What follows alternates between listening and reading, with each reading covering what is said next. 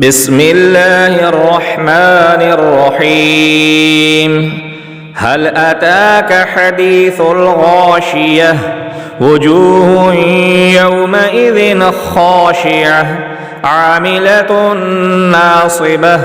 تصلى نارا حامية تسقى من عين آنية ليس لهم طعام إلا من ضريع لا يسمن ولا يغني من جوع وجوه يومئذ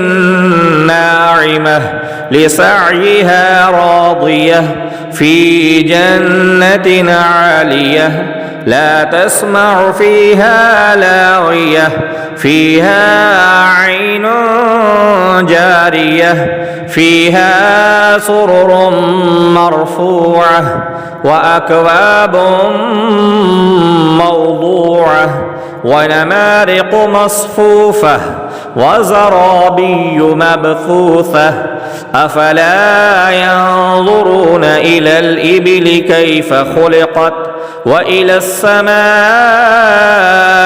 كيف رفعت وإلى الجبال كيف نصبت وإلى الأرض كيف سطحت فذكر إنما أنت مذكر لست عليهم بمسيطر إلا من تولى وكفر فيعذبه الله العذاب الأكبر إن إلينا إيابهم ثم إن علينا حسابهم.